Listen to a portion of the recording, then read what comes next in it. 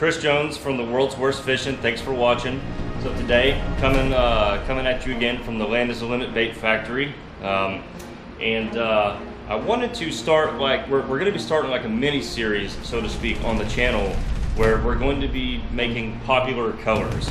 So basically, we're going to take, you know, all the popular colors in soft plastic lures that we've all been throwing for years: watermelon red, watermelon magic, watermelon candy, green pumpkin, June bug, you know, sprayed grass, Okeechobee crawl, you know, shad colors. So we're going to be kind of showing you guys how, at least I make, you know, some of the tried and true industry standard colors.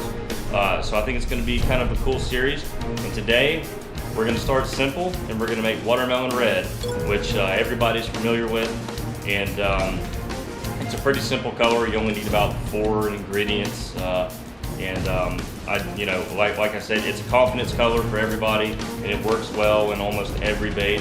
So we're just gonna, I'm gonna show you how I do it. We're gonna make a few examples. So stay tuned, and thanks for watching. Okay, so first is to measure out your Plastisol, and so this is 1 measuring cup worth of Plastisol, and this is a good way to basically keep track of formulas.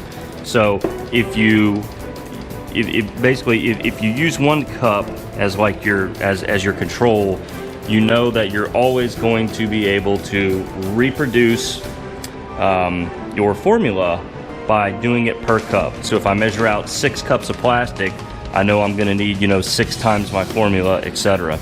So what I like to do is I will just take my this is Lureworks by Spike It, and I'm just going to take my watermelon color, and I'm going to do 40 drops. Okay, so I got all 40 drops of color, and I know that every time I measure out 1 cup of Plastisol, I can take 40 drops of this, and it's going to look absolutely the same every time. It's not going to be too transparent, it's not going to be too thick, it'll be just the way I like it. So using measuring cups as a base for your formulas is a really good idea when you want to start getting consistent results. So I'm just going to mix that up, and then we're going to add some heat stabilizer so that it does not scorch. Just a little bit. And then we are ready for the next step. So you might have seen before in some of my other videos, I kind of do an extra step here. Now this isn't necessary, and not everybody has a vacuum chamber, but I really like to remove any chance of air bubbles showing up on my plastic. So I degas the plastic cold, and then I degas it after I heat it up. So we'll go ahead and turn this on. Okay, so the next step is obviously now to heat our plastic up. And when I'm doing 1 measuring cup worth of plastic with a 900 watt microwave, I know that if I put that in for exactly 3 minutes, the plastic will cook all the way. It'll have that nice, clear, cooked plastic look, and it will not be burnt or scorched. So 3 minutes per 1 measuring cup in just a standard 900 watt does the trick for me. So while the microwave is heating up the plastic, just wanted to show you what we made earlier. This is our 9-inch candy cane worm, and this is a 2-color laminate, and it's an old culprit color, I believe, just called salt and pepper. You have clear plastic with black flake, medium size black flake, and then small silver, and then the bottom is just a white pearl. And so we made about 50 of those, and that's what the customer wanted. So they look pretty good. It looks more like a swim bait and fluke color to me, but it actually works pretty well on the worm. Alright, so we have our cooked watermelon red plastic. It's already been degassed 1 more time, so there's virtually no air in this. And now we do the rest of the formula. So you want large black glitter in watermelon red, or at least I like it. because you have 3 sizes of glitter, and I think it gives the bait a lot of texture. 0.62 millimeter is like the big size glitter, and then this is 0.35. This is like the medium size black, and then you have the little 0.15 red. So you kind of have 3 sizes. It gives it a lot of volume, and I think it gives it a lot of texture. So again, in keeping with our formula, 1 measuring cup of plastic gets 1/4 tablespoon of glitter for most formulas. Some require a lot more. So we're going to put in 1 scoop of the big black flake. Next up is our medium size. That's the medium black right there, 0.35. Then we have our small 0.15 red. Now glitter does get a little bit smaller. You can get 0.008, which is basically just like dust. A little bit goes a long ways. But here, with the 0.15, we're still going to do just a regular full 1/4 teaspoon. And that usually gives you a pretty good watermelon red.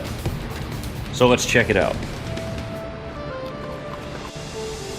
Okay, so here it is after the glitter. So there is our watermelon red. So we're just going to shoot a few molds here. We're going to do a few fluke baits and some frogs, and then possibly some trick worms. So let's just draw up what we have. We'll shoot the frog mold.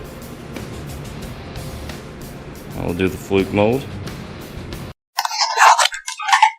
Totally off topic here, but how annoying is this? Like, does it not happen to every single red-eye shad or rattle trap you've ever had? I mean, you catch 2 or 3 fish and half your paint is gone.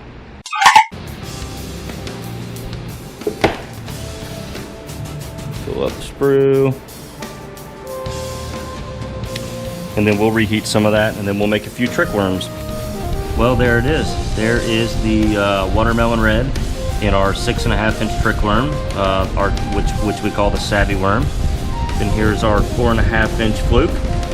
We call this one the zag, or zigzag sometimes. And then here's our 4-inch Florida frog.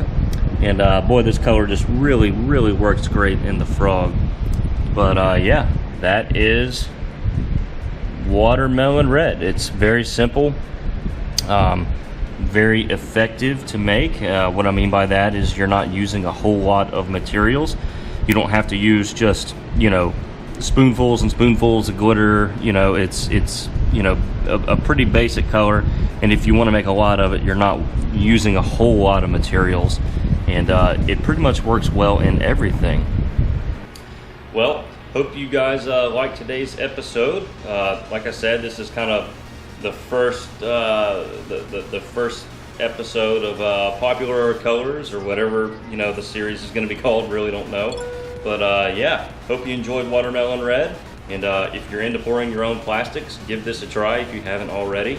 And we're going to be coming up with some we're going to be coming out with some other videos, you know, showing you some other colors, some of which are, you know, quite a bit more difficult to make than this. But watermelon red's a good start. Everyone loves watermelon red, and everyone needs to throw it. And you know, if you do ever pour your own plastics or know somebody who does, this is definitely one to do. Thanks again for watching today's episode of The World's Worst Fishing, and we'll see you next time.